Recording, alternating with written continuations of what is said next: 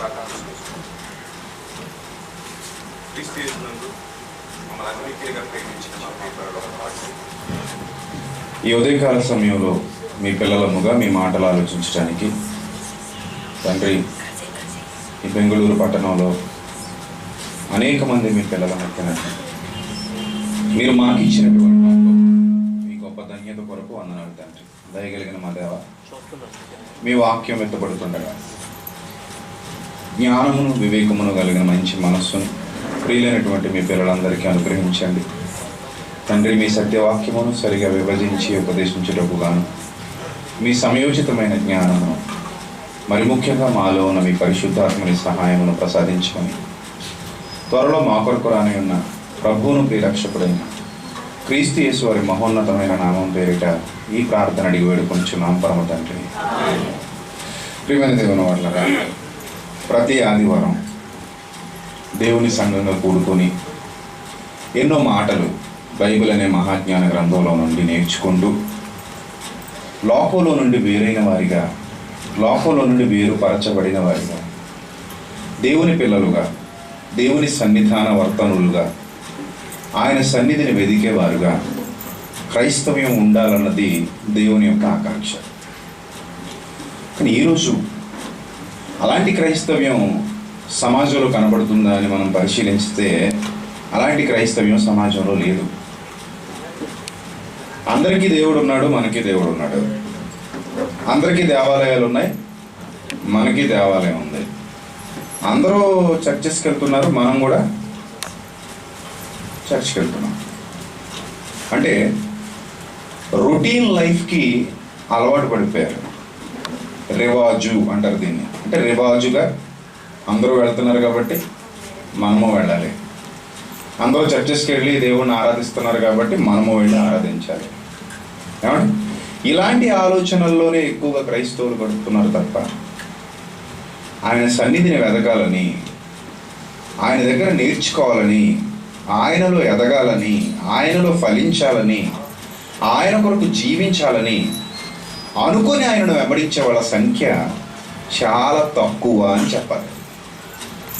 ప్రియులారా, వాక్యం వినేటప్పుడు ఎప్పుడు కూడా చాలామంది అనుకుంటారు ప్రసంగం చేసేటప్పుడు, అంటే నా గురించి అనుకోరులేండి, ఎందుకంటే మీ మొహాలు నాకు తెలియవు, నా మొహం మీకు తెలుసు తప్ప మీ గురించి మీ పర్సనల్ ఇన్ఫర్మేషన్స్ ఏవి నాకు తెలియవు. కాబట్టి నేను ఏది చెప్పినా మీరు స్వీకరించి వెళ్ళిపోతారు. కానీ అదే మీ అయ్యగారు మాట్లాడాడు అనుకోండి, నా గురించే చెప్పాడు ఈరోజు అంటారు. ఎందుకంటే మీ గురించి ఆయనకి, ఆయన గురించి మీకు బాగా తెలుసు కాబట్టి ఈరోజు కావాలని నా గురించి చెప్పాడండి అంటారు. బట్ నా విషయంలో ఆ ప్రాబ్లం లేదు. మీరు ఎవరో కూడా నాకు తెలియదుగా, మీ ఇల్లులు ఎక్కడో నాకు తెలియదు, మీ గొడవ ఏంటో నాకు తెలియదు, మీ ఫ్యామిలీ విషయాలు ఏంటో నాకు ఏం తెలియదు. కానీ ఒకటి మాత్రం గమనించండి, ఎవరు చెప్పినా, నేను చెప్పినా, మరొకరు చెప్పినా, ఇంకొకరు చెప్పినా, వాక్యం వింటున్నప్పుడు వాక్యానికి ఉన్నటువంటి గొప్ప లక్షణం ఏంటో తెలుసా?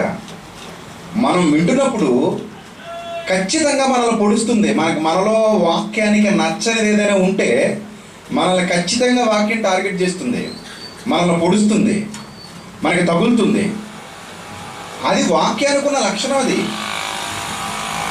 నిజంగా చాలా అదృష్టం అండి. దేవుడు వాక్యాన్ని రచించిన, అంటే వాక్యాన్ని మనకి ఇచ్చిన విధానం అలాంటిది. అంటే వాక్యం ముందు మనం నిలబడినప్పుడు అద్దం ముందు నిలబడినట్టే ఉంటుంది.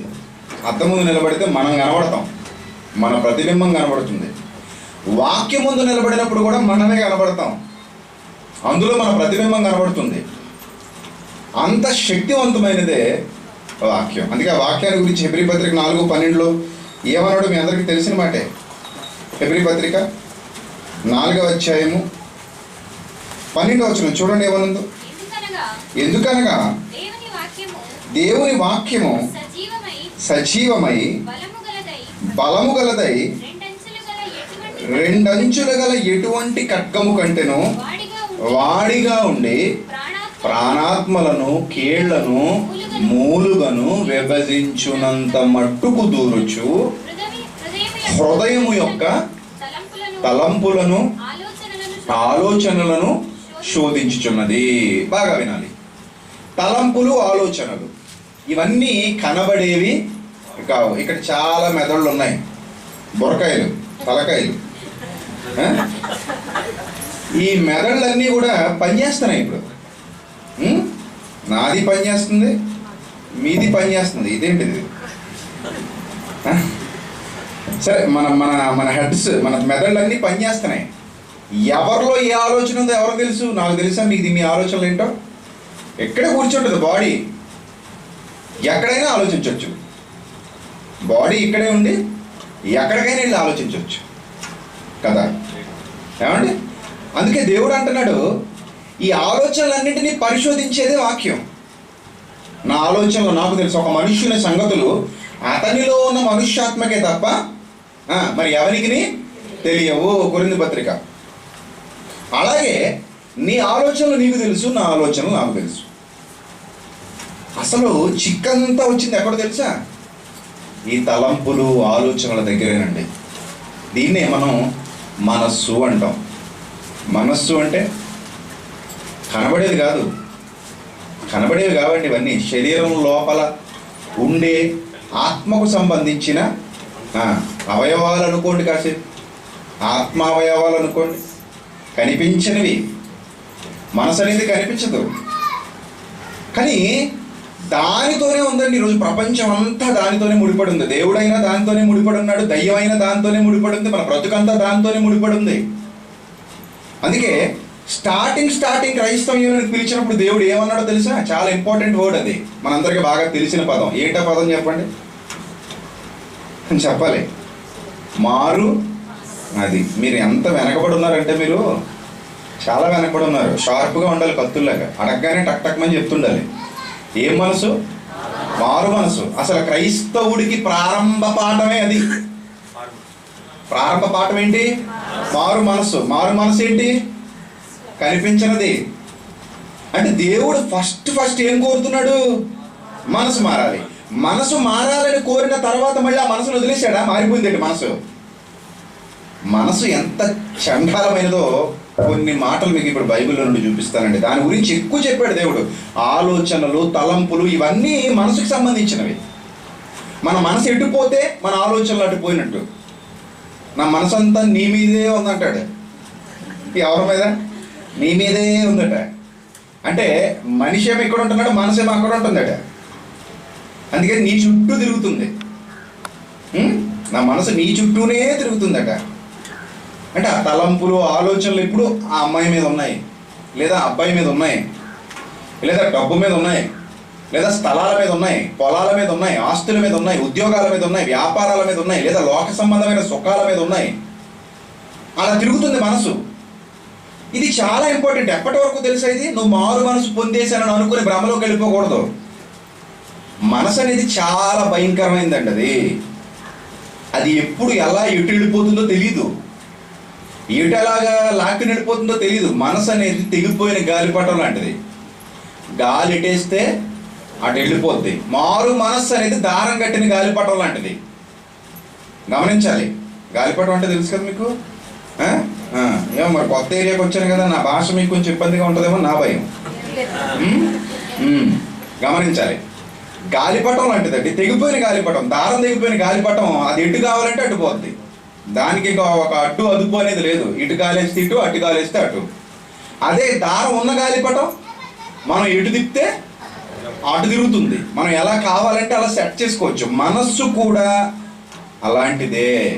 అందుకని ఆ మనస్సు గురించి దేవుడు రాయించిన ఒక అద్భుతమైన మాట ఇప్పుడు నేను మీకు జ్ఞాపకం చేస్తున్నాను. జాగ్రత్తగా చూడండి. యెషయా గ్రంథం 44వ అధ్యాయము 20వ వచనం. యెషయా గ్రంథం 44వ అధ్యాయము 20వ వచనం చూడండి జాగ్రత్తగా. వాడు బూడిద తినుచున్నాడు. వాడు ఏం చేస్తున్నాడట? బూడిద తింటున్నాడు. ఎవడంటే పిచ్చోడు అనుకోకండి సుమా. దేవుడు మాటలు చాలా జాగ్రత్తగా పరిశోధన చేయాలి. వాడు బూడిద తినుచున్నాడు, వాని మనస్సు మోసపోయినదై తప్పుదారిని వాని తీసుకొని పోవచ్చున్నది. చూసారా? భూమి మీద బ్రతుకుతున్న మనిషి గురించి మాట్లాడుతూ, ఆ మనిషి మనస్సు గురించి మాట్లాడుతూ, వాడు చేస్తున్న హేయమైన కృత్యాల గురించి, క్రియల గురించి దేవుడు మాట్లాడుతూ, వాడు అలా ఎందుకు అయిపోయాడు? వాడు అలాగ ఎందుకు అయిపోయాడు? వాడి మనస్సు వాడిని తప్పుదారికి తీసుకెళ్ళిపోయింది. నేను ఎలాగైతే పుట్టానో బిల్ లాడెన్ గారు కూడా వాళ్ళ అమ్మ కడుపులో నుంచి అలాగే పుట్టాడు. 9 నెలలు ఉన్నాడు, అమ్మ కడుపులో నుంచి అలాగే పుట్టాడు. వాడెందుకు తుపాకీ చేతపట్టి అనేక మందిని చంపాడు, నేను ఎందుకు చంపట్లేదంటే వాడి మనసు వాడిని అలా తీసుకెళ్ళింది. ఏ కార్యం జరుగుతున్నా దానికి మూలం మనసేగా. ఆ మనసు ఎటు చెబితే అది, మనసు ఏం చెబితే అది, మనసు ఏం కోరుకుంటే అది, మనసు ఎటు పొమ్మంటే అటు. అది చాలా ఇంపార్టెంట్ అండి. ఈ విషయాలు చాలా ఇంపార్టెంట్. అందుకే వాడి మనస్సు వాణిని మోసపోయిందట. మనసు ఏమైపోయిందట? మోసపోయింది. మోసపోయి ఎటు తీసుకెళ్ళిపోతుంది? తప్పుదారిని తీసుకుని వెళ్ళిపోతుంది. తప్పుదారిని వాడిని తీసుకుని వెళ్ళిపోతుంది. అలాంటి వాడుకున్నటువంటి భయంకరమైనటువంటి ఆ పరిస్థితి ఏంటంటే, కింద మాటలో చూడండి, హమ్మింగ్ వస్తుంది, సెర్చ్ చేయండి దీన్ని. వాడు తన ఆత్మను రక్షించుకొన జాలడు. చూసారా? వాడు తన ఆత్మను రక్షించుకోలేడు. ఎందుకంటే వాడి మనసు వాడిని ఇటు తీసుకెళ్ళిపోయింది, తప్పుదారికి తీసుకెళ్ళిపోయింది. మీలో కూడా అలాంటి వాళ్ళు ఉంటే ఉండొచ్చు. ఇక్కడ ఉంటారండి, కాసేపు ఎంతసేపు ఉంటారు ఇక్కడ? మహా అయితే ఇంకో గంట ఉంటారు అంతేనా? తర్వాత మళ్ళీ ఎక్కడ పోతారు? లోపలికి పోతారు. అక్కడ ఎలా ఉంటున్నారు ఎవరో తెలుసు, అక్కడ ఏం చేస్తున్నారు ఎవరో తెలుసు. ఇక్కడ అందరూ నీతిమంతులే, వీళ్ళందరూ పరిశుద్ధులా కూర్చుంటారు, మీరందరూ ముసుగులేసేసుకుని మీరు కూర్చుంటారు పరిశుద్ధులాగా. ఇక్కడికి వచ్చేసరికి అందరూ నీతిమంతులే. కానీ ఈ గంట తర్వాత వెళ్ళిపోయిన తర్వాత ఏమో ఎవడో తెలుసు. మీ మనసు ఎటు తీసుకెళ్తుందో మిమ్మల్ని, మీ మనసు ఏం చేయిస్తుందో మీతో, మీ మనసు ఎటు నడిపిస్తుందో మిమ్మల్ని. వీడు ఎంత భ్రమలో ఉన్నాడంటే, వాడి మనస్సు వాడిని తప్పుదారిలో తీసుకొని పోతుంది. వాడు తన ఆత్మను రక్షించుకొన జాలడనియు, నా కుడి చేతులు అబద్ధం ఉన్నది కదా అని అనుకున్నటకు వాడికి బుద్ధి సరిపోవట్లేదు. అంటే ఎంత భయంకరమైన పరిస్థితి మనకుందో తెలుసా? వాక్యం తెలిసినా కూడా, జ్ఞానం తెలిసినా కూడా, ప్రతిరోజు వింటున్నా కూడా మనమే తప్పు చేస్తున్నాం. అంటే కారణం ఏంటి? నీ మనసు నిన్నే మోసగిస్తుంది. నీ మనసు నిన్ను మోసగిస్తుంది. నువ్వు తప్పుదారిలోకి వెళ్ళావన్న సంగతి నీకు తెలుసు. అది తప్పని నీకు తెలుసు. నువ్వు తప్పుగా ఆలోచిస్తున్నావని నీకు తెలుసు. నువ్వు తప్పుడు మార్గాల్లో నడుస్తున్నావని నీకు తెలుసు. నువ్వు నీ ఆత్మను రక్షించుకోలేవని నీకు తెలుసు. కానీ దాన్ని సంపూర్ణంగా అర్థం చేసుకోవడానికి నీ బుద్ధి సరిపోవట్లేదు. నీకు అర్థమవుతుందా? నీ బుద్ధి సరిపోవట్లేదు. ఇంజక్షన్స్ చేసుకుంటారండి ఎవరిళ్ళు? షుగర్ పేషెంట్లు కాదు, డ్రగ్స్కి అలవాటు పడిన వాళ్ళు. వాళ్ళకి తెలీదా వాళ్ళ ఆరోగ్యం పాడైపోద్దని? చెప్పండి, వాళ్ళకి తెలీదా? తెలుసండి, అన్నీ తెలుసు వాళ్ళకి. వాళ్ళు ఎంత భయంకరమైన పరిస్థితుల్లోకి వెళ్తారో వాళ్ళకి తెలుసు. వాళ్ళు ఎంత స్ట్రగుల్ అవుతారో వాళ్ళకి తెలుసు. వాళ్ళ హెల్త్ ఎంత డిస్టర్బ్ అయిపోతారో వాళ్ళకి తెలుసు. అన్నీ తెలిసినా కూడా ఇంజెక్ట్ చేసుకుంటాడు వాడు లోపలికి. కారణం ఏంటి? వాడికి బుద్ధి సరిపోవట్లేదు. తెలిసినా బుద్ధి సరిపోవట్లేదు అంటే వాడి మనస్సు వాడిని ఎక్కడ తీసుకెళ్ళిపోతుంది? తప్పుదారిన తీసుకుని వెళ్ళిపోతుంది. కంప్యూటర్ ఉందండి, ఒక్కసారి వైరస్ వచ్చిందనుకోండి, మనం ఏం చేసినా ఇంకా మన చేతుల్లో ఏమి ఉండదండి. ఎందుకంటే వైరస్ అటాక్ అయిపోయింది, దాని అండర్టేకింగ్లకు మొత్తం ఫైల్స్ అన్నీ వెళ్ళిపోయాయి. అర్థమవుతుందా? మన దగ్గర యాంటీవైరస్ ఉండాలి, లేదనుకోండి మొత్తం అంతా దాని వశంలోకి వెళ్ళిపోద్ది.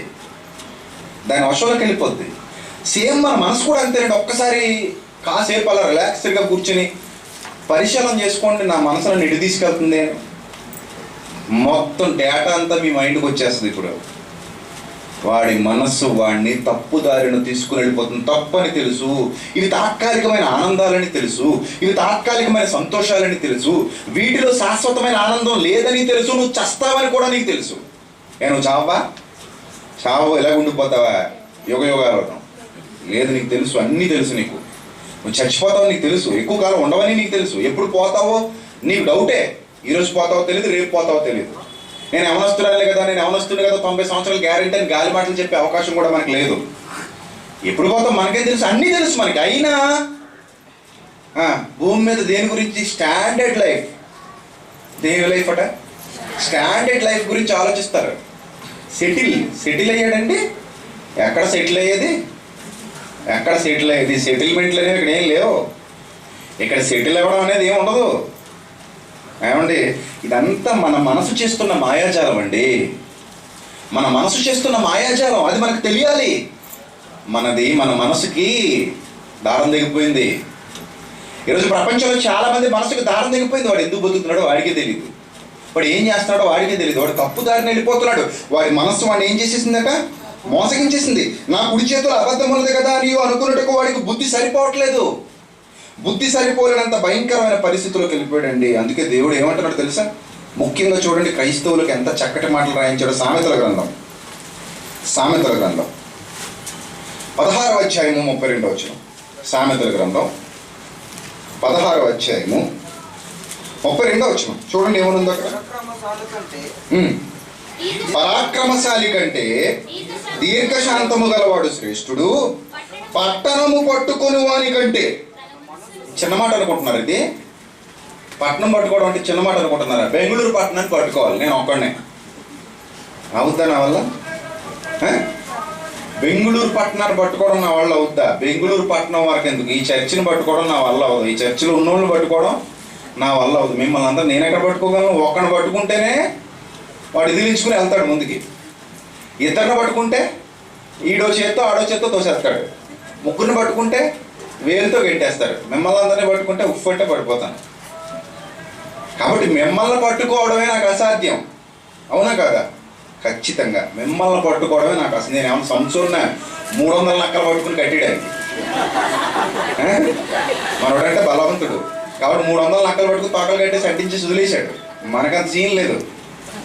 మనిషి కూడానండి ఇడు అనుకుంటాడు. చాలామంది నేను అబ్జర్వ్ చేశానండి. చాలామంది ఏమనుకుంటారంటే, నాకేదో చాలా బలం ఉంది, నేను ఆని కొట్టేయగలను, ఈయన కొట్టేయగలను, నా ముందు వాడెంత వీడెంత, ఇలాంటి ఆలోచనలతో ఉంటారండి. నిజంగా రంగంలోకి దిగితే ఎందుకు పనికిరాడు? ఒక్కను కూడా కొట్టలేడు. నిజమండి, ఒక్కను కూడా ఏం చేయలేడు అసలు. కానీ ఏమనుకుంటాడు? సినిమాలు చూసేసి బాగా అదేది గాల్లో ఎగిరెగిరి తిరిగేస్తున్నారంటే ఆడు ఎగురుతాడు అనుకుంటారు. తాడు కట్టి తిప్పుతారు, ఆడేమో ఎగరలేడు. అదంతా అబద్ధమే. ఆ తాడు మీకు కనబడక నిజంగా గురువుగారు ఎగిరిపోతున్నారు అనుకుంటారు మీరు. అబద్ధం అండి అంతా. పట్టణాన్ని పట్టుకోవడం అనేది ఎవడి వల్ల కాదండి, అసాధ్యమే కాదండి, అసాధ్యమే. అదైనా ఒకవేళ అలాంటోడు ఒకవేళ ఎవడైనా ఉంటే వాడు మీ దృష్టిలో గొప్పోడే కదా. బెంగళూరు పట్టణాన్ని నేను పట్టేశానండి. ఇప్పుడు ఏం చేస్తారు మీరు? ఇప్పుడు బ్యాక్గ్రౌండ్ మ్యూజిక్ మంచిది ఇచ్చి దండం పెడతారు. కాబట్టి అంత గొప్పగా చూస్తారు ఒక మనిషిని. అంటే పట్టణాన్ని పట్టుకున్నాడంటే ఇది సామాన్యుడు కాదు. సంసోన్ గురించి చదువుకునేటప్పుడు 300 నక్కలు పట్టాడు అనేసరికి హ్యాట్స్ ఆఫ్ టు సంసోన్ అంటాం. అంత గొప్పడు సంసోన్, మనకు అలా కనబడతాడు. మరి అలాంటిది పట్టణాన్ని పట్టేసుకున్నాడంటే సామాన్యుడు కాదు. కానీ వాడికంటే గొప్పవాడు ఒకడు ఉన్నాడు అంటున్నాడు దేవుడు. తన బాహుబలంతో, తన కండబలంతో, తన శరీర సౌష్ఠ్యంతో, తన దేహదారుఢ్యంతో ఒక పట్టణాన్ని పట్టుకున్న వాడి కంటే. అలెగ్జాండర్ ది గ్రేట్ ప్రపంచాన్ని జయించిన మహాచక్రవర్తి. ఇప్పటికీ చరిత్రలో చదువుకుంటాం. గ్రీకు వీరుడు, ఏమండి, ప్రపంచాన్ని జయించిన మహాచక్రవర్తి. ఏమంటే ఇక్కడ అతను వర్తిస్తాడా? ఈ మాట అతనికి వర్తిస్తుందా? వర్తిస్తుంది. ఎందుకంటే పట్టణాన్ని కాదు అతను పట్టుకున్నది, దేశాలనే పట్టుకున్నాడు తన సైన్యంతో. అంటే తను ఒక్కడే కాదు, సైన్యంతో పట్టుకున్నాడు. అంటే అలెగ్జాండర్ కంటే గొప్పడు ఎవరు చదవండి ఇప్పుడు? పట్టణమును పట్టుకొని వాని కంటే తన మనస్సును స్వాధీనపరుచుకొని వాడు శ్రేష్ఠుడు, గొప్పవాడు. వాడికంటే వీడు శ్రేష్ఠుడు, వాడికంటే వీడు శ్రేష్ఠుడు. అంటే ప్రపంచాన్ని జయించిన అలెగ్జాండర్ గొప్పవాడా? మనస్సును స్వాధీనపరుచుకున్నవాడు గొప్పవాడా? మనస్సును స్వాధీనపరుచుకున్నవాడే గొప్పవాడు. అలెగ్జాండర్ మనసును స్వాధీనపరుచుకోలేకపోయాడు. ఇంకా కావాలి, ఇంకా కావాలి, ఇంకా కావాలి. ఈ దేశం తర్వాత మరో దేశం, మరో దేశం తర్వాత మరో దేశం, మొత్తం ప్రపంచాన్ని హస్తగతం చేసుకోవాలని దండయాత్రలు ప్రారంభించిన వాడే అలెగ్జాండర్ ది గ్రేట్ అన్నారు. ది గ్రేట్ అలెగ్జాండర్ కాదు. ఎవరు మరి? ఎవడైతే మనస్సును స్వాధీనపరుచుకుంటాడో వాడు గ్రేట్, వాడండి గ్రేట్. మరి ఉన్నారండి మనస్సును స్వాధీనపరుచుకునే వాళ్ళు? మీలో ఉన్నారా? ఎప్పటికప్పుడు ఆలోచించండి. ఒక మనిషి మనసు తప్పు దారికి వెళ్ళిపోతుందంటే తప్పు దారికి వెళ్లకుండా స్వాధీనపరుచుకోవాలి. మంచి దారిలో స్వాధీనపరుచుకునే పని లేదు. మంచి దారిలో స్వాధీనపరుచుకునే పని లేదండి. తప్పు దారికి వెళ్లకుండా స్వాధీనపరుచుకోవాలి. మరి తప్పు దారికి వెళ్లకుండా స్వాధీనపరుచుకునే అంతటి ఆ మనస్సు కలిగిన వాళ్ళు ఎవరైనా ఉన్నారా? ఆలోచించాలండి. దీన్నే లిమిట్స్లో ఉండటం అంటారండి. అంటే కంట్రోలింగ్ పవర్. కంట్రోలింగ్ పవర్ ఇది లేనివాడే చెడిపోతాడు. కంట్రోలింగ్ పవర్ ఉన్నవాడు చెడిపోడు. కంట్రోలింగ్ పవర్ లేనివాడు చెడిపోతాడు. అంటే వీడి కంట్రోల్ పవర్ ఎందుకు లేదంటే మనస్సును స్వాధీనపరుచుకోవడం విషయంలో వీడు ఎలాంటి కసరత్తులు చేయలేదు. వీడు ఎలాంటి శిక్షణ తీసుకోలేదు. వీడు ఏ విధంగానూ ట్రై చేయలేదండి ఒక ముక్కలో చెప్పాలంటే. అందుకే వాడి మనస్సు స్వాధీనపరుచుకోలేకపోతున్నాడు. చాలామంది అంటారు, తాగుబోతుగాళ్ళు ఉంటారు, మానలేకపోతున్నాం బ్రదర్ అంటారు. ఏం పోతున్నారట? మానలేకపోతున్నారు. అయ్యే ఎందుకు మానలేకపోతున్నారు చెప్పండి? వీళ్ళు స్వాధీనపరుచుకునే కంట్రోల్ పవర్ లేదండి. కంట్రోలింగ్ పవర్ లేదు వాడి దగ్గర. కంట్రోలింగ్ పవర్ లేదంటే బ్రేకులు లేని బండి అనమాట వాడు. ఆడు ఎక్కడికైనా పోతాడు, ఎక్కడైనా గుద్ది చచ్చిపోతాడు. ఆడికి తెలియదు అది. నిజంగా కంట్రోల్ పవర్ లేదా? బ్రేక్ బాగు చేయించుకొచ్చాడు. కంట్రోల్ చేసుకోగలడు వీడు, కానీ చేసుకోడు. చేసుకోకుండా ఏమని పేరు పెడతాడు? మానలేకపోతున్నాం బ్రదర్ అంటాడు. ఏమండి ఎంత దారుణం అంటే మనిషి మనసు. ఏమంటే ఏదైనా రోగం వచ్చి కిడ్నీలు 2 పాడైపోయాయి అనుకోండి, అప్పుడు మందు తెచ్చిపెట్టి తాగు బ్రదర్ అంటే అంటాడు. ఏ అప్పుడు ఎలా మానేసావు? మరి బ్రేక్ బాగైపోయిందా? రిపేర్ అయిపోయిందా? అప్పుడు మానేస్తాడు. కామెర్లు వ్యాధి వస్తుంది కదండి, పచ్చ కామెర్లు, జాండీస్. ఆ వ్యాధి వచ్చినప్పుడు చికెన్ తినొద్దు అంటాడండి. ఎందుకంటే మంచిది కాదండి లివర్కి, తొందరగా పోద్ది ప్రాణం. చికెన్ తినకూడదు ఖచ్చితంగా చెప్తారు వైద్యులు. అమ్మ నువ్వు జాండీస్ వచ్చింది కాబట్టి కొన్నాళ్ల పాటు చికెన్కి దూరంగా ఉండు అని చెప్తారు. లేదండి నేను మానలేకపోతున్నానంటే తినేస్తావా? అస్సలు తినరు. ప్రాణం పోద్దని తెలిసినప్పుడు ఖచ్చితంగా ఆటోమేటిక్గా కంట్రోలింగ్ పవర్ వచ్చేస్తుంది. మరి ఇప్పుడు ఎందుకు రావట్లేదు? ఇప్పుడు ఎందుకు రావట్లేదండి అంటే వదిలేశారనమాట. పర్లేదు అనుకుంటున్నారనమాట. పర్లేదు అనుకుంటున్నారు. పట్టణమును పట్టుకుని వానికంటే నీలో ఉన్న మనసుంది చూడు, దాన్ని కంట్రోల్ చేయి, నువ్వు శ్రేష్ఠుడివి. ది గ్రేట్ అంటాడు దేవుడు అప్పుడు. The great. Alexander the great కాదు, యు ఆర్ ద గ్రేట్. ఎప్పుడు? మనస్సును కంట్రోల్ చేసుకోగలిగే కెపాసిటీ సంపాదించాలి. అదండి సాధించవలసిన విజయం. మనం సాధించవలసిన విజయం అది. నేను పలానా చోట ర్యాంక్ సంపాదించాను, పలానా చోట ఉద్యోగం సంపాదించాను, లేదా ఎక్కడో నేను రన్నింగ్ రేసులో పాల్గొని కప్పు సంపాదించాను, చెప్ప సంపాదించాను. ఇది కాదు గొప్ప. ఏంటి గొప్ప? నా మనస్సును నేను కంట్రోల్లో పెట్టుకోగలను. ఆ క్యాపబిలిటీ నాకుంది, ఆ కెపాసిటీ నాకుంది. నేను ఆపగలను, నేను ఉండగలను. అలాగా అది ఉండాలి. మరి అది ఎలా వస్తుంది? మారు మనస్సు పొందావు, ఆ తర్వాత మారలేదని గ్యారంటీ ఉంది. మీరు చాలామంది క్రైస్తవులు కూడా జబ్బు ఏంటంటే రోజు రోజు మారు మనసు పొందుతుంటారు. దేవుడు ఒకసారి పొందమన్నాడు, రోజు రోజు పొందుతూనే ఉంటారు మారు మనసు. వీళ్ళు ఏమంటే ఒకసారి మనసు పెట్టాల్సి ఎన్నిసార్లు పొందలేదు మీరు మారు మనసు? ఈరోజు ఏదో చేస్తారు, 2 రోజులు 3 రోజులు మామూలు గడుపుతారు, తర్వాత ఏదో భయం పడుతుంది, ఏదో అవుతుంది, మళ్ళీ మారిపోతాడు. ప్రభు సారీ ప్రభు. ఇది ఏమన్నా పెన్సిల్ ఎరేజర్ అనుకుంటున్నా పెట్టి రాసేసి చేర్పేయడానికి, రాసేసుకుని మళ్ళీ ఎరేజ్ చేసేయడానికి ఇది ఏమన్నా పెన్సిల్ ఎరేజర్? చిన్నపిల్లాడువా నువ్వు? ఎన్నిసార్లు మారుతావు నువ్వు? ఎన్నిసార్లు మారుతారండి? మనస్సు ఎంత చండాలంగా తయారైంది ఆలోచించండి. దానికి ఒక అడ్డు అదుపు లేదండి. దానికి ఒక అడ్డు అదుపు లేదు. ఇంట్లో కుక్క అనుకోండి, చైన్ ఉంటుంది, ఎక్కడికి పోదు. వీధిలో కుక్కకే దానికి నో చైన్స్. ఎటు కావాలంటే అటు, ఎక్కడ కావాలంటే అక్కడ తిరుగుతుంది. మన మనసు కూడా అలాగే తగలడింది. చైన్ లేదు, ఎటు పోతుందో తెలియట్లేదు, ఎక్కడికి పోతుందో తెలియట్లేదు. అందుకే బాబు నాయన మీరు ఇక్కడేదో మీరు గొప్పోళ్ళు అనేసుకుని ఏదో చేసేసారు కాబట్టి ఇది గొప్పతనం అనకండి. మనస్సును స్వాధీనపరుచుకోండి. వాడే శ్రేష్ఠుడు, వాడే శ్రేష్ఠుడు. ఇంకా చూడండి 22వ అధ్యాయం 25వ అధ్యాయం 28వ వచనం. సామెతల గ్రంథం 25వ అధ్యాయము, సామెతల గ్రంథం 25వ అధ్యాయము 28వ వచనం. ప్రాకారము లేక పాడైన పురము ఎంతో తన మనస్సును అణుచుకొనలేని వాడును అంతే. చర్చ్ ఉంది ఇక్కడ, యాంప్లిఫైర్ ఉంది, ఫ్యాన్స్ ఉన్నాయి, బాక్సులు ఉన్నాయి, అన్నీ ఉన్నాయి కదా, వస్తువులు అన్నీ ఉన్నాయి. ఈ గోడలు ఏవీ లేవు, తలుపులు లేవు, గోడలు లేవు, ఏమీ లేవు. మామూలుగా అన్ని ఐటమ్స్ ఇక్కడే ఉన్నాయి. మనం సండే అయిపోయింది, మన ఇంటికి మనం వెళ్ళిపోయాం. వచ్చే వారానికి ఇవన్నీ ఇక్కడే ఉంటాయా? చెప్పాలి. ఉంటాయా? ఎందుకు ఉండవు? గోడలు అయితే ఏమైంది? గోడలు అయితే ఏమైంది? దొంగ వచ్చాడు. ఇప్పుడు మీరు అందరూ ఇళ్ళకి తాళాలు వేసుకునేగా వచ్చారు ఇక్కడికి, ఫ్యామిలీస్ ఇళ్ళకి తాళాలు వేసుకుని వచ్చారు. గోడలు లేవండి, కొన్ని ఇంటికి తాళాలు లేవండి. మీరు ఇంటికి వెళ్ళేసరికి మొత్తం ఖాళీ. తాళాలు వేసి ఉన్న ఇళ్ళనే వదలట్లేదు దొంగోళ్ళు. తాళాలు లేని ఇళ్ళని వదులుతారా చెప్పండి? తాళాలు లేని ఇంటిని వదులుతారండి? బ్యాంక్ ఉంది, ఏటీఎం ఉందండి, ఎంత పకడ్బందీగా ఉంటుంది. బ్యాంక్ ఉంది, ఎంత పకడ్బందీగా ఉంటాయి గోడలు. ఇంటికి చూడండి ఎంత ఖచ్చితంగా పైకప్పుతో సహా అన్ని జాగ్రత్తగా చేసుకుంటారు. సెక్యూరిటీ, ఏ సెక్యూరిటీ లేకుండా ఈ ప్రపంచంలో మనుగడ కొనసాగించడం కష్టం. నీ వస్తువులు కాపాడుకోవటం ఇంకా కష్టం. ఎందుకంటే దొంగలున్న సమాజం, ఎవడు దొంగో తెలీదు.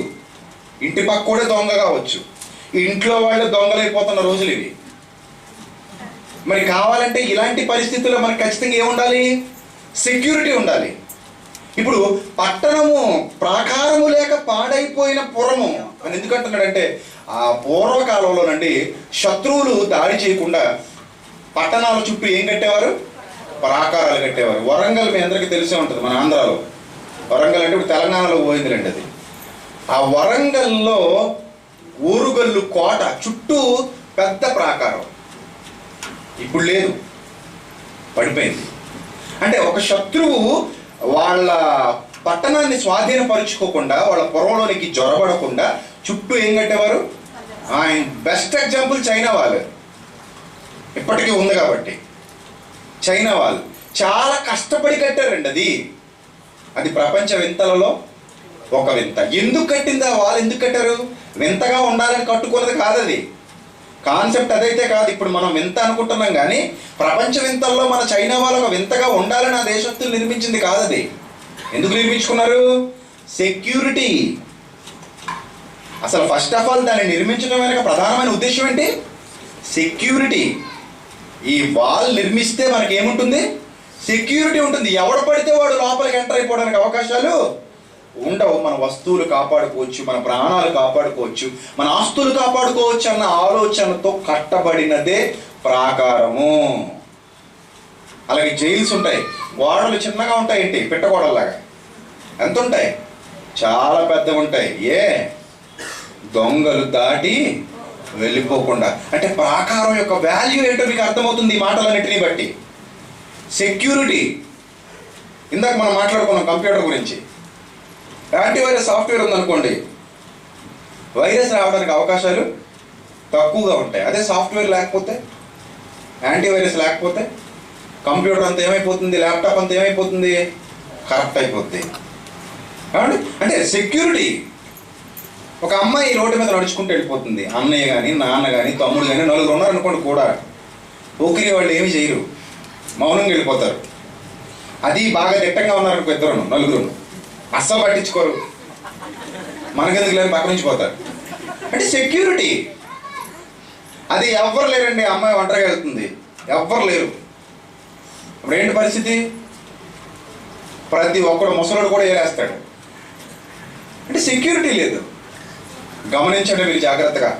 ప్రతిదానికి మనం సెక్యూరిటీ కోరుతున్నాం, ప్రతిదానికి సెక్యూరిటీ కావాలనుకుంటున్నాం, ప్రతిదానికి కావాలనుకుంటున్నాం. మన వస్తువులకు, విలువైన వస్తువులకు, మన ఆస్తులకు, మన డబ్బులకు, మన మన మన ప్రతిదానికి సెక్యూరిటీ కావాలనుకుంటున్నాం. ప్రాకారము లేక పాడైపోయిన పురము ఎంతో. ఇప్పుడు ఒక అద్భుతమైన విషయం చెప్తున్నాడు. నీ మనస్సును అణుచుకొనలేకపోతే నీ పరిస్థితి కూడా అలానే ఉంటుంది. మనస్సును అణిచెయ్యాలి, మనస్సును అణుచుకోగలిగే కెపాసిటీ ఉండాలి. దేవుడు చూసారు ఎంత చక్కగా చెప్తున్నాడు మన బ్రతుకు అవసరమైన మాటలు. ఇప్పుడేం చదువుతామా మనసులో? ఎప్పుడైనా ఆలోచిస్తాం అసలు మనం? ఏదో వచ్చాం, నామకార్థంగా భక్తి చేసేసాం, పోతున్నాం, ఇంతేనా జీవితం అంటే? అంతే నా జీవితం అంటే. లేదు లేదు, చాలా తప్పు చేస్తున్నారు మీరు. అలా కాదు, మన భక్తి అంటే అలాంటిది కాదు. చాలా విలువైనది మన జీవితం. దేవుడిచ్చిన మాటలు చాలా విలువైనవి.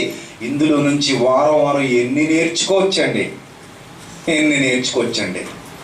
అసలు నిజంగా నేర్చుకోవడం ప్రారంభిస్తే అడ్డు అదుపు లేకుండా, అంతు పంతు లేకుండా నేర్చుకోవచ్చండి. అన్ని మాటలు ఉన్నాయి బైబిల్లో. సువార్త ప్రారంభించిన తొలి దినాల్లో అనుకునేవాడిని, ఎన్నని ప్రసంగిస్తాంలే, ఒక 20-30 ప్రసంగాలు చేసేసరికి బైబిల్ అయిపోద్ది అనుకున్నాను. ఎంత అజ్ఞానంగా ఆలోచించానో సముద్రంలో దూకిన తర్వాత అర్థమైంది. నిజమండి, సముద్రంలో దూకిన తర్వాత అప్పుడు అర్థమైంది, అమ్మో చాలా ఉంది వాటర్. నేను పిల్లకాలం అనుకున్నాను. కాదు, తోడుకో, బకెట్ తీసుకుని సముద్రంలో వాటర్ తోడుకో. నీ ఓపిక సముద్రం మాత్రం తరగదు. బైబిల్ కూడా సేమ్ టు సేమ్ అలాంటిదే. నీ ఓపిక తోడుకో, బకెట్లు తెచ్చుకొని ఎంత తోడుకుంటావో తరగదు. అంత అద్భుతమైన జ్ఞాన గ్రంథం అండి దేవుడు మనకిచ్చిన గ్రంథం. ప్రపంచంలో దేనికి ఇంత గొప్ప హోదా లేదండి. ప్రపంచంలో ఏ పుస్తకానికి అంత సీన్ లేదండి, ఒక్క బైబిల్కి తప్ప. మరి ఇంత గొప్ప దైవ గ్రంథాన్ని కలిగి ఏం నేర్చుకుంటున్నామండి మనం? అణుచుకోగలిగాము మన మనసుని, స్వాధీనపరుచుకుంటున్నాం మనసుని. ఒక్కవేళ నీ మనసును అణుచుకోకపోతే మీ దగ్గర కూడా వాడు ఎంటర్ అయిపోతాడు. సెక్యూరిటీ లేదుగా నీకు, వాడు ఎంటర్ అవుతాడు. దయ్యంగాడు, అపవాది. వాడికి కూడా మనసే కావాలి. వాడికి మనసే కావాలి. నీ మనసు నాకు తెలుసు అంటాడు వాడు. నీ మనసు కావాలి వాడికి. నీ మనసులో చోటిస్తావా అని అడుగుతాడు. ఇచ్చావా చచ్చావే, ఇంకొదలడు, అస్సలు వదలడు. ఫెవికిక్ గమ్ములు అంటున్నాడు, అంటుకుంటే వదలడు. కాబట్టి వాడు ఎప్పుడు మనసును కోరుకుంటున్నాడు. వాడికి మనసే కావాలి. వాడికి మనసు ఇచ్చిన వాళ్ళే కదండి రోడ్డు మీద తిరుగుతున్న వాళ్ళు అందరూ. వాడికి మనసు ఇచ్చిన వాళ్ళే అందరూ. సమాజంలో చెడిపోయి బ్రతుకుతున్న వాళ్ళు అందరూ వాడికి మనసు ఇచ్చిన వాళ్ళే. మీలో చాలా మంది కూడా ఉంటారు, ఇక్కడ ఉంటారు. తాడు మాత్రం ఆడి చేతిలో ఉంటుంది, మళ్ళీ లాగేసుకుంటాడు. ఇక్కడ దాకా వస్తారు, అలా కూర్చొనిస్తారు కాసేపు. తాడు మాత్రం నడుము కట్టేసి ఉంటుంది. ఎప్పుడైతే అప్పుడు లాగేసుకుంటాడు. మన ఇంట్లో కుక్కలు కూడా అంతే కదండి, చెట్టుకి కడతారు. ఎంత దూరం వరకు చైన్ వెళ్ళాలి అంత దూరం వరకు ఉంచుతారు. తినడానికి ప్లేట్ ఎక్కడ పెడతారు అక్కడ వరకు వెళ్ళాలి.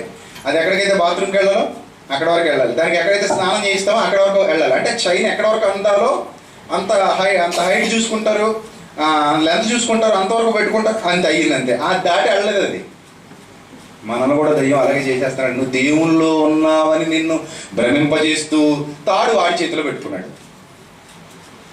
నీ మనసును నువ్వు స్వాధీనపరచుకోలేవు, నీ మనసును అణుచుకోలేవు. ఇక్కడ ఉంటావు, వింటావు, బయటికి వెళ్ళిన తర్వాత మామూలే. మీరు అందరి జీవితాలు అవ్వలేవు చెప్పండి. ఇక్కడే కదండి మీ మనసు మీకు చెప్తుంది, నువ్వు దొంగవరా, నువ్వు దొంగవే అని చెప్పదా? చెప్పండి, మీ మనసును ప్రశ్నించుకోండి. నేను భక్తిపరున్నా, దొంగనా? నా మనసును నిజంగా అణుచుకున్నాను, ఇక్కడికి వచ్చి డ్రామాలు ఆడతానన్నా? మీ మనసును మీరు అడగండి, ఖచ్చితంగా మీ మనసు మీకు చెప్పుతుంది, నువ్వు దొంగవే కదరా, నువ్వు పెద్ద ఆర్టిస్టురా నువ్వు అని నీ మనసు నీకు చెప్పుద్ది. అయినా నువ్వు వినవు. సిగ్గు ఉండదండి మనకి, వినం మనం చాలా సందర్భాల్లో. వాడు ఏమవుతుంది, ఎవడు పోతాడు? ఎవడండి పోయేది? మనమే. ఎవరికి నష్టం? మనకే. మనస్సును స్వాధీనపరుచుకోకపోతే నీకే నష్టం. తన మనస్సును అణుచుకొనలేని వాడు అంతే. అందుకే పాడైపోయిన పురం అంటాడు చూడండి అక్కడ, పాడైపోయిన పురము. అలాగే సేమ్ టు సేమ్ నువ్వు కూడా పాడైపోతున్నావు. ఎందుకు పాడైపోతున్నావు? మనస్సును స్వాధీనపరుచుకోలేక. వెళ్ళకూడదని తెలుసు వెళతావు, చూడకూడదని తెలుసు చూస్తావు, చెయ్యకూడదని తెలుసు చేస్తావు. ఏదైనా సరే విరుద్ధంగా ఆలోచిస్తావు.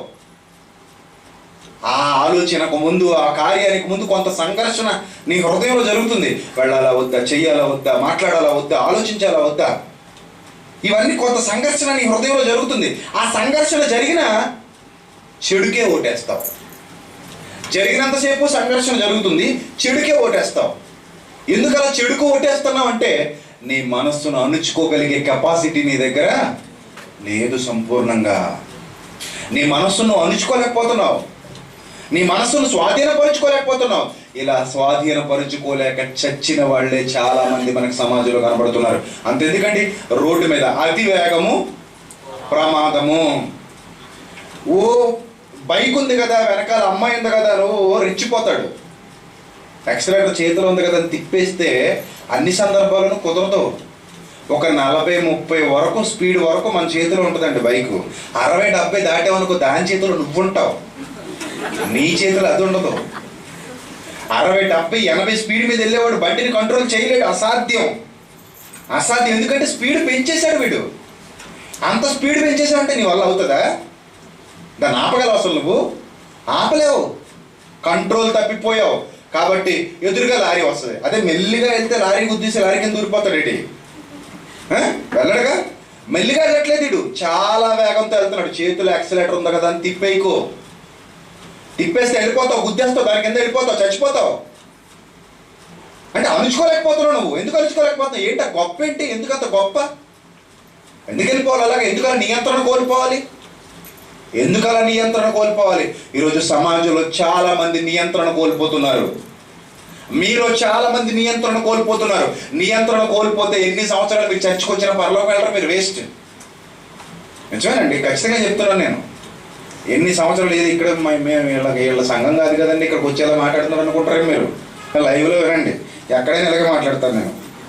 నాకు అసలు మోమాటాలు ఉండవండి, అస్సలు నో మోమాటం.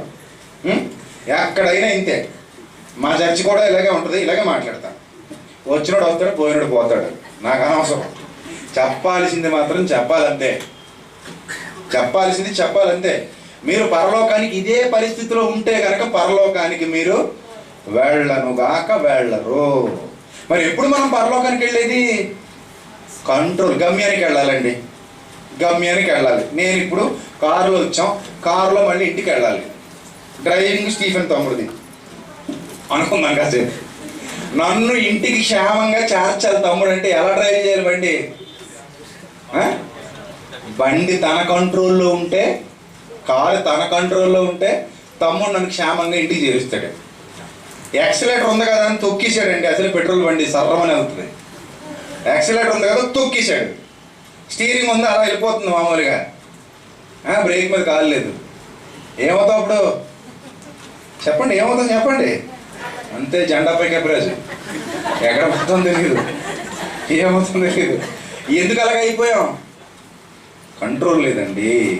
మరి మీ మీద మీకు కంట్రోల్ లేకపోతే ఏంటి పరిస్థితి? ఎన్ని మాటలు వింటున్నారండి మీరు? లోకానికి మీకు తేడా లేదా? మీ బతుకు ఇలాగే ఉండే, వాళ్ళ బతుకు అలాగే ఉండే, మీకు వాడికి ఏ తేడా లేకపోతే మీరు ఇంకెందుకు క్రైస్తవులైనట్టు?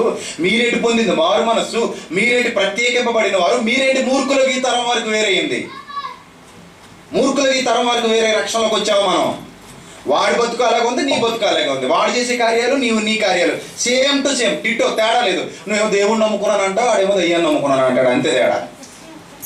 దేవుణ్ణి నమ్ముకున్నాను నువ్వు చేసే పనులు, దెయ్యాన్ని నమ్ముకున్నాను వాడు చేసే పనులు ఇద్దరవే, సేమ్ టు సేమ్, ఏం తేడా లేదు. మరి ఇంకేంటి నువ్వెక్కడికి వచ్చి ఏ ఉపయోగం ఉంది? మనస్సును కంట్రోల్ చేసుకోగలిగే కెపాసిటీ మనకు కావాలి. నా మనసు ఎప్పుడు నా కంట్రోల్లో ఉండాలి, దాని కంట్రోల్లో నేను ఉండకూడదు. అది చెప్పినట్టు నేను తిరగకూడదు, నేను చెప్పినట్టు అది తిరగాలి. అది బండి మన కంట్రోల్లో ఉండడానికి, బండి కంట్రోల్లో మనం ఉండడానికి తేడా. బండి కంట్రోల్లో నువ్వున్నావా, గమ్యస్థానానికి ఖచ్చితంగా చేరలేవు, ఖచ్చితంగా చేరలేవు. కావాలనుకుంటే కారు ఎక్కిన తర్వాత ఆన్ చేసి గేర్ వేసి వదిలేసి అలా వెనక సీటీ జారబడి పడుకోండి, అది వెళ్తుందా వెళ్ళదా? ఖచ్చితంగా వెళ్తుంది. అది హైవేలో చేయండి, మీ ఇంటికి వెళ్ళిపోతారు మీరు. అలా దాని అంతకదే అయ్యగారు పడుకున్నారు అని చెప్పి అలా మలుపులు తిరిగిపోయి సిగ్నల్స్ వచ్చినప్పుడు ఆగిపోయి ఇంటికి తీసుకెళ్ళిపోతాం మిమ్మల్ని. ఖచ్చితంగా తీసుకెళ్ళదు, ఎందుకంటే దాని కంట్రోల్లో నువ్వు ఉన్నావు. దాని ఇష్టం వచ్చిన చోటకి ఎలా కావాలంటే అలా పోతే, దేని కింద పడితే దాని కింద పడిపోద్ది. అదే నీ కంట్రోల్లో అది ఉందనుకో, గమ్యస్థానానికి నువ్వు చక్కగా చేరుకుంటావు. గమనించండి, మన లైఫ్ కూడా ప్రస్తుతానికి అలానే ఉందండి. గమనించండి మీరందరూ, మన లైఫ్ కూడా ప్రస్తుతానికి అలానే ఉంది. ఇప్పుడు మీరందరూ చచ్చిపోతారు, ఇంక్లూడింగ్ మీ, మనందరం చచ్చిపోతాం. అందరం ఎక్కడికి వెళ్ళాలి? అయితే పాతాళానికి వెళ్ళాలి, లేదంటే పరలోకానికి వెళ్ళాలి. ఎక్కడికి వెళ్తాం చెప్పండి? ఇప్పుడు బండి మన కంట్రోల్లో ఉంటే పరలోకానికి వెళ్తామండి, బండి కంట్రోల్లో మనం ఉంటే పాతాళానికి వెళ్తామండి. ఇప్పుడు మీరు మనసు పెట్టి ఆలోచించండి, ఎటు పోతున్నారో మీకు అర్థమైపోద్ది. పట్టణము ప్రాకారం లేక పాడైపోయింది. నీకు కూడా ప్రాకారం లేకపోతే, నీ మనస్సును నువ్వు అణుచుకోలేకపోతే నువ్వు కూడా అలాగే పాడైపోతావు. నీ మనసు మాట నువ్వు వినకూడదు. అదేదో పాట విన్నాను నా చిన్నప్పుడు, నా మనసేమో నా మాట ఏమో వినదంట అంటది. అంటే దాని అర్థం ఏంటి? నేను నాశనం అయిపోతున్నానంట అని అర్థం అనమాట. మనం కూడా అవే పాడేసుకుని ఆనందపడిపోతాం. ఏమంటే మనసు మాట వినకపోతే ఏమైపోతాం? నాశనం అయిపోతాం. నాశనం అయిపోతామండి. మనసు మాట వినాలి. మనసు మాట వినాలి. ఏ మాట వినాలి? చూద్దాం చూద్దాం చూద్దాం. సామెతల గ్రంథం 15వ అధ్యాయం 14వ వచనం. సామెతల గ్రంథం 15వ అధ్యాయము 14వ వచనం చూడండి ఏమనుందో. బుద్ధిమంతుని మనస్సు జ్ఞానము వెదుకును, బుద్ధిహీనులు మూఢత్వాన్ని 3 పూటలా తింటారు. అర్థమైందా? బుద్ధిహీనుడైతే మూఢత్వాన్ని తింటాడట. భుజించదరు అన్నది చూడండి అక్కడ. బుద్ధిహీనుడు మూఢత్వాన్ని భుజిస్తాడు. మూఢుడు వాడు ఎంత చెప్పిన వాడికి ఇంకా అర్థం కాదు. కానీ బుద్ధిమంతులైతే మనస్సును జ్ఞానమును వెతుకుతారు. ఎందుకు వాళ్ళ మనస్సు జ్ఞానాన్ని వెతుకుతుందో తెలుసా? ఆ జ్ఞానమే మనస్సును కంట్రోల్ చేసేది. బుద్ధిమంతుడు అంటే బుద్ధిని కలిగిన వాడు. బుద్ధి అనగా వాక్యం, జ్ఞానం అనగా వాక్యం. వాక్యం రుచి చూసావా ఒక్కసారి, ఇక అక్కడి నుంచి వాక్యాన్ని రుచి చూస్తూనే ఉండాలి. ఆపకూడదు. ఆపితే దొరికిపోతావు. కాబట్టి మనం తినడం ఎప్పుడు ప్రారంభించాం చెప్పండి? ఎప్పుడు ప్రారంభించామండి? పుట్టినప్పుడు అండి. ఆపారు ఎప్పుడైనా? ఇన్నాళ్ళలో ఎప్పుడైనా బోరు కొట్టిందా తింటాం? రోజు ఏం తింటామండి? బోర్ అండి బాబు. వీకెండ్స్లో కూడా తినాలా? అలాగే అవ్వడండి. రోజు ఆఫీస్కి వెళ్తామండి. బోర్ అండి బాబు. వీకెండ్స్లో ఆఫీసు ఉండదు కాబట్టి ఎంజాయ్ చేద్దాం. 5 రోజుల పనికే బోరు కొట్టేస్తుందా? 20 సంవత్సరాలు 30 సంవత్సరాలకి తినేస్తాను. బోరు కొట్టలేదా? కొట్టదు. ఎందుకు? బోరు కొడితే నిన్ను బోరు బావిలో పడేయాలి. బోరు కొట్టకూడదు. తినాలి తినాలి తినాలి. ఎప్పుడు మొదలెట్టామండి తినడం? చిన్నప్పుడు మొదలెట్టాం. ఎప్పటికీ ఆపలేదు. ఇంకా ఆపం. బతుకున్నంతకాలం ఆపం. పొద్దున టిఫిను రా అంటది, తొయ్యాలి లోపలికి. ఇప్పుడు మళ్ళీ మొదలెడుతుంది, గంట కొడుతుంది, రా అంటది, మళ్ళీ తొయ్యాలి. మళ్ళీ సాయంత్రం మళ్ళీ గంట కొడుతుంది, మళ్ళీ తొయ్యాలి. ఆపం, అసలు ఆపం. ఒక్కసారి తినడం మొదలెట్టావా ఆపకూడదు. ఆపావా అయిపోయావా. మరి ఇది కూడా బుద్ధిమంతుని మనస్సు దేనిని వెతుకును? జ్ఞానము. తినాలి తినాలి తినాలి తినాలి తినాలి. ఎందుకు? మనస్సును స్వాధీనపరుచుకోవాలంటే డైలీ తినాలి. మనస్సు అదుపులో ఉండాలంటే డైలీ తినాలి. బుద్ధిహీనుడు ఏం చేస్తాడట? వాడికి 3 పూట్ల మూఢత్వమే. వాడు ఇంకా డైలీ మూఢత్వాన్ని తింటాడు. వాడు మూఢుడు. వాడు మూఢత్వాన్ని భుజిస్తాడు. కాబట్టి వాడి మనస్సు వాడి స్వాధీనంలో ఉండదు. మరి ఎవడి మనస్సు స్వాధీనంలో ఉంటుంది? 3 పూటల వాక్యాన్ని తిను, డైలీ భుజించు. మానడానికి వీల్లేదు. ఒక్కసారి తిండి మొదలెట్టావు, నువ్వు కూడా వాక్యంలో పోయి పుట్టావు. ఇక్కడ కూడా కొత్త జన్మ. ఇది బాప్తిజం పొందామంటే అర్థం ఏంటి? పుట్టాం, కొత్త జన్మ. మళ్ళీ పుట్టాం, కొత్త జన్మ. క్రీస్తులో జన్మించాం. మరి అప్పుడు తిండి అవసరమేగా. మామూలుగా శరీర సంబంధమైన జన్మకు తిండి అవసరమైనప్పుడు ఈ కొత్త జన్మకు తిండి అవసరం లేదా? తిండి అవసరమే. నువ్వు వారంలో 1 రోజు తింటావు, వారం రోజులు సరిపోద్ది. గమనించుకున్నావు ఎప్పుడైనా? ఆదివారం 1 రోజు, అది మరి గంట దాటకూడదు. సైకిల్ చేస్తారు కింద నుండి, టైం చూసేస్తుంటాడు. కానీ గడియారాలు ఉన్నాయి లేవా? ఉన్నది ఒకటే. అలా చూసేస్తారు దాని వైపు. ఎప్పుడు ఆపేస్తాడా అని. ఎప్పుడు ఆపేస్తాడా? అదే పెళ్ళికి వెళ్ళారు అనుకోండి, ఎప్పుడు పెట్టేస్తాడా అని అక్కడ చూస్తారు, ఎప్పుడు తినేద్దామని. ఇక్కడైతే మాత్రం ఎప్పుడు ఆపేస్తాడా, ఎప్పుడు పోదామా.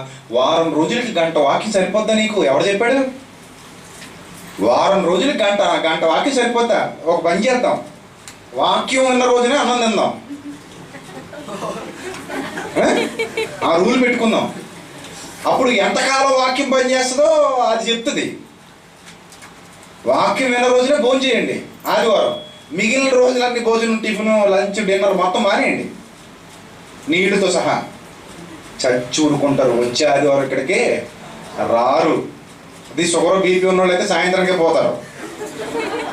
ఏమంటే మరి దేవుడి వాక్యం ఏంటంటే, మీ మనసు స్వాధీనంలో ఉండాలంటే డైలీ వినాలి, ఏదో విధంగా వినాలి. రికార్డ్ చేసుకుంటారా, సీడీలు కొనుక్కుంటారా, నెట్లో వింటారా, లేకపోతే డైలీ అయ్యగారిని ఇక్కడ క్లాసులు చెప్పని వస్తారా? రావాలి ఏదో ఒక టైంలో. ఏమండి అలా వినాలి. అలా వినకపోతే మీరు ఏమీ నేర్చుకోలేరు. వాళ్ళు చూసారు, ఇప్పుడు వచ్చారు, వాళ్ళకి సగం సగం, పూర్తిగా ఏం తింటారు వాళ్ళు? ఏమండి ఇలా ఉండకూడదు మనం. దానివల్ల నో యూజ్ అండి. కాబట్టి బాగా ఆలోచించండి, వాక్యాన్ని లోతుగా ఆలోచించండి. బుద్ధిమంతుని మనస్సు జ్ఞానాన్ని వెతుకుతుందంటే ఆకలి కొని ఉన్నాడు వాడు. బుద్ధిమంతుడు ఎప్పుడు ఆకలిగా ఉంటాడు. తినాలి, ఇంకా తినాలి. తింటే బలపడతాను, బలపడితే మనస్సును అణుచుకుంటే గమ్యానికి చేరుకుంటాను. బైబిల్లో మొత్తం అంతా ఉంది. వెతకటం మన బాధ్యత, ఆలోచించడం మన బాధ్యత. ప్రతిరోజు వాక్యాన్ని భుజించండి, ప్రతిరోజు వాక్యాన్ని తినండి, వాక్యాన్ని వెతకండి, వాక్యం కోసం ప్రయాణాలు చేయండి, వాక్యం కోసం ప్రయాసపడండి, రుచి తెలుసుకోండి, డైలీ తినండి. అప్పుడు మనస్సు బలంగా ఫలవంతంగా ఉంటుంది. నీ మనస్సును స్వాధీనపరుచుకోగలిగే కెపాసిటీ నీకు వస్తుంది. అప్పుడు నువ్వు దారి తప్పిపోకుండా ఉంటావు, చెడిపోకుండా ఉంటావు, పాడైపోకుండా ఉంటావు. ఎందుకంటే సెక్యూరిటీ అదే మనకి సెక్యూరిటీ వాక్యమేనండి.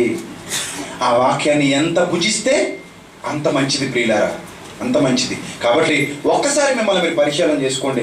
ఈ ఒక్కరోజు విన్న వాక్యం మీ బ్రతుకులకి సరిపోదండి. నిజమండి నేను చెప్పేది. ఏదో ఆదివారం విన్నాం వెళ్ళిపోయాం, ఇట్స్ ఓవర్ అనుకుంటే చాలా ప్రాబ్లంలో పడిపోతారండి. ఈరోజు సంఘాలు ఎక్కువ పాడైపోవడానికి కారణం అదేనండి. సంఘాలు ఎక్కువ నాశనం అయిపోవడానికి కారణం అదే. 6 రోజులు లోకంలో ఉంటారు, 1 గంట పోనీ ఆదివారం అన్న పూర్తిగా ఉంటారేంటి? దేవుడి దగ్గర ఉంటారా? ఉండరండి. 1 గంట, ఆ గంట తర్వాత మళ్ళీ ఆడు గంట కొడతాడు, రా బాబు అంటాడు, మళ్ళీ వెళ్ళిపోతాడు వాడి దగ్గరికి. ఎక్కడో చోట పట్టేస్తాడు. 6 రోజులు ఏదో చోట నేను పిండేసి ఇది పట్టుకెళ్ళిపోతాడు. అందుకే పోయిన వారం ఇక్కడ ఏం వాక్యం చెప్పాడో మీలో ఒకటి చెప్పండి చూద్దాం. పోయిన వారం ఇక్కడ ఈయన ఏం చెప్పాడో నాకు ఇప్పుడు చెప్పాలి మీరు. పోనీ అంతా వద్దులేండి, పాయింట్ చెప్పండి, మెయిన్ పాయింట్. దేని మీద మాట్లాడాడు ప్రసంగం? ఎవరు నోరెప్పరు, పుస్తకాలు తీస్తారు మళ్ళీ. అంటే మనం వదిలేసామండి, దాన్ని మర్చిపోయాం. ఇంకేం వెళ్తామండి పరలోకానికి? చిన్నప్పుడు మొదలెట్టిన తినడం ఇప్పటి వరకు ఆపని మీరు ఇంతంత అయ్యారు. నిజమే. ఈరోజు నేను ఇంత అయ్యానంటే కారణం ఏంటి? 3 పూటలు తింటున్నాను, పుట్టినప్పటి నుంచి తింటున్నాను. ఇప్పటికీ మీరు చేసేది అదే, అందుకే ఎలా ఉన్నారు. అదే తినలేదనుకోండి, ఇథియోపియాలో ఆఫ్రికాలో ఉంటారు, చూసి ఉంటారు, ప్లేట్లు పట్టుకు పిల్లలు పాపం ఎముకలు పొట్టకంటే అలా ఉంటారు.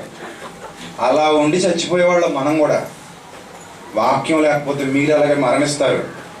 జీవాహారం, ఆత్మకు అక్షయమైన ఆహారం భుజించాలి. క్షయమైన దానికోసం కాదు, అక్షయమైన ఆహారం కోసం కష్టపడండి. మనస్సు స్వాధీనంలో ఉంటుంది, లేదా మనస్సు పాడైపోతుంది, దారి తప్పిపోతుంది, ఎటు పడితే అటు తీసుకెళ్ళిపోతుంది, మీ గమ్యస్థానానికి మిమ్మల్ని వెళ్ళనివ్వకుండా చేస్తుంది. తలలు వంచండి, ప్రార్థన చేసుకుందాం. క్రీస్తు చేసినందు మమ్మల్ని అతిమిక్కిలిగా ప్రేమించిన మా ప్రియ పరలోకపు తండ్రి, అందరూ యవనస్తులు ఉన్నారు, యవనస్తురాళ్ళు ఉన్నారు తండ్రి. మీరు రాయించిన మాటలలోని సారం తెలియక, మాటలను సరిగా అర్థం చేసుకోనలేక దౌర్భాగ్యకరమైన పరిస్థితులు ఈరోజు సంఘాలు నాశనానికి వెళ్ళిపోతున్నాయి. తండ్రి కాపాడండి, మీ కాపుదలను అనుగ్రహించండి, జ్ఞానమును వివేకమును మెండుగా ప్రసాదించండి. విన్న వాక్యం మీ బిడ్డలందరూ హృదయాలలో 30దంతలుగా 60దంతలుగా 100దంతలుగా ఫలింపచేయండి. సంఘాన్ని కాపాడండి, ఇక్కడ సేవ చేస్తున్న సేవకుల్ని, వారి కుటుంబాన్ని చాలాగా కాపాడండి.